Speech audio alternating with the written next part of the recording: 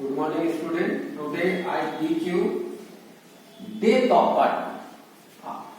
Previous class I told you about retirement of partner. What is the difference between death of partner and retirement of partner? फिर से समझिए, death जो है वो uncertain date को होता है, लेकिन रिटायरमेंट जो है एक सर्टेन डेट को होता है. ठीक है, डेथ कभी भी हो सकता है किसी को, लेकिन रिटायरमेंट हमको पता है, हम नौकरी कर रहे हैं कि हमारा रिटायरमेंट कब होगा. आप कल नौकरी कीजिएगा, आपको पता होगा कि आप रिटायर कर रहे हैं, कब कीजिएगा, क्योंकि डेट ऑफ ज्वाइनिंग के दिन ही पता रहता है कि आप रिटायर कब कर रहे हैं. लेकिन डेथ आपको किसी को पता नहीं रहता कौन कब डेथ होगा. तो डेथ जो है वो अनसर्टेन डेट को होता है और रिटायरमेंट जो है वो सर्टेन डेट को होता है. इसलिए आज डेथ ऑफ पार्टनर पर एक प्रॉब्लम हम बता रहे हैं. जैसे X and Y are partner, their profit sharing ratio 1/2, 1/3 and rest for reserve. फिर से समझिए, X और Y पार्टनर हैं और उनका प्रॉफिट शेयरिंग रेशियो 1/2 X का, 1/3 Y का और रेस्ट रिजर्व. ए नंबर अकाउंट कब क्लोज होता है फर्म का? 31 दिसंबर एवरी ईयर. ठीक है. डेथ ऑफ एनी पार्टनर ही एग्जीक्यूटर इंटाइटल टू. जो पार्टनर डेथ करेगा उसका एग्जीक्यूटर मतलब जो नॉमिनीज होगा, जो सक्सेसर होगा, जैसे उत्तराधिकारी जो होगा, जैसे मान लीजिए हस्बैंड का वाइफ होता है, वाइफ का हस्बैंड होता है, उसी तरह डेथ करेगा कोई पार्टनर तो उसका जो नॉमिनीज यानी एग्जीक्यूटर होगा उसको क्या मिलेगा? Capital balance on date of death. जिस दिन डेथ करेगा उस दिन तक का कैपिटल का जो बैलेंस रहेगा वो मिलेगा. प्रॉफिट कैलकुलेट कैसे करना? Profit on the basis of last 3 years average profit और goodwill value last 3 years profit. फिर से समझिए, कैपिटल का बैलेंस जिस दिन वो डेथ किया उस दिन का होगा. दूसरा, प्रॉफिट का कैलकुलेट कैसे करेंगे? लास्ट 3 इयर्स एवरेज प्रॉफिट पर. और गुडविल का कैलकुलेशन करेंगे last 3 years profit. Their balance sheet on 31st December 2019 as follows. उनका बैलेंस शीट 31 दिसंबर 2019 के इस प्रकार है. Liabilities amount, assets amount. Liabilities में कैपिटल एक्स का है 9000, वाई का 6000, टोटल 15000. कॉन्टीजेंसी रिजर्व 3000 है.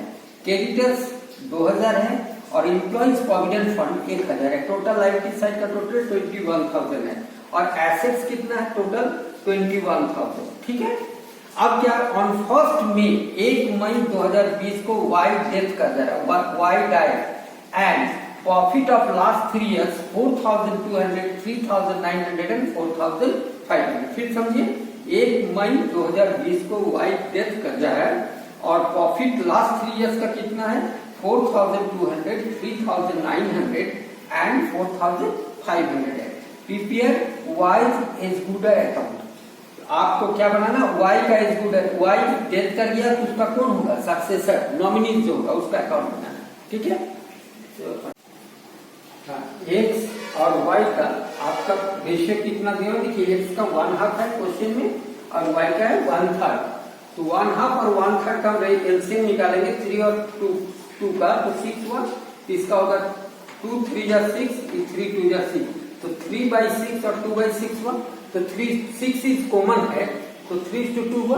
फिर से समझिए, एक्स का आपका शेयर कितना दिया? 1/2 और वाई का 1/3.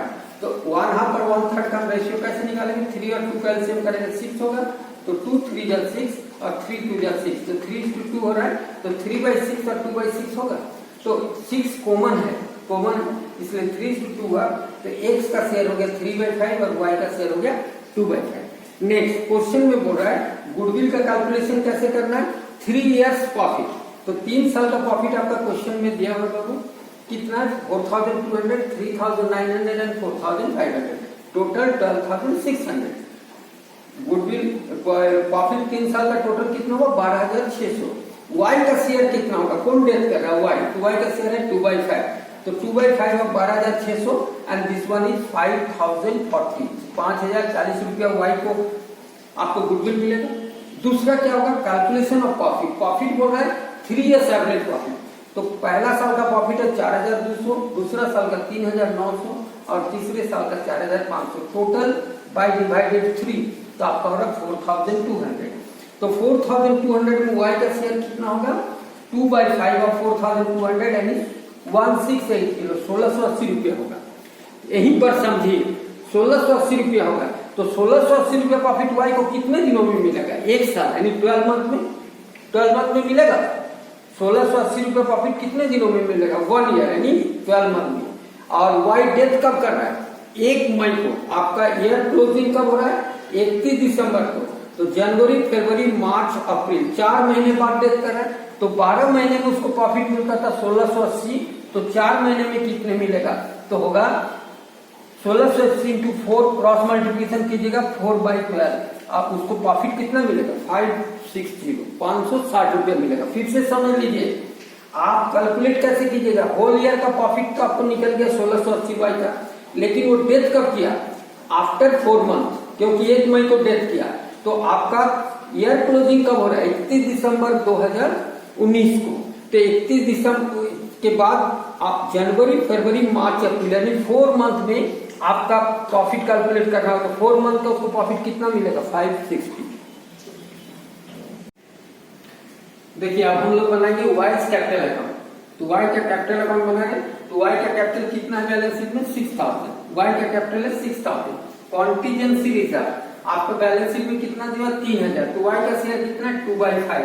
तो 3000 का 2/5 1200 रुपया होगा। ठीक।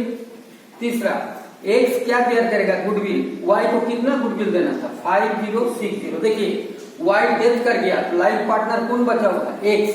तो एक्स गुडविल देगा कितना वाई को? 5040, अकॉर्डिंग टू योर कैलकुलेशन। ठीक। दूसरा, Y X capital account profit भी देगा। कितना प्रॉफिट कैलकुलेट हुआ? 560 प्रॉफिट कैलकुलेट हुआ। फिर से समझिए, वाई डेथ कर गया तो एक्स क्या देगा उसको? गुडविल देगा। तो गुडविल कितना देगा? 5040 कैलकुलेशन में जो आया, और प्रॉफिट कितना देगा? 560। टोटल उसका कैलकुलेशन कितना है? 12800। देखिए आप 1 रुपया वाई को नहीं दे रहे हैं, तो हम लोग क्या लिखे? To balance being transfer to Y as गुडर लोन अकाउंट। वाई डेथ कर गया तो उसका जो भी नॉमिनेट होगा उसके अकाउंट को लोन अकाउंट में हम ट्रांसफर करेंगे। वाई डेथ कर गया तो वाई का जो भी नॉमिनीज है, आगे जब रिटायरमेंट होगा तो हम लिखते वाई लोन अकाउंट। लेकिन डेथ कर गया वाई, तो वाई को तो अब नहीं लिखेंगे, तो उसका जो भी नॉमिनीज होगा, सक्सेसर होगा, उसका नाम लिखेंगे। तो टू वाई इज गुडर लोन अकाउंट 12800।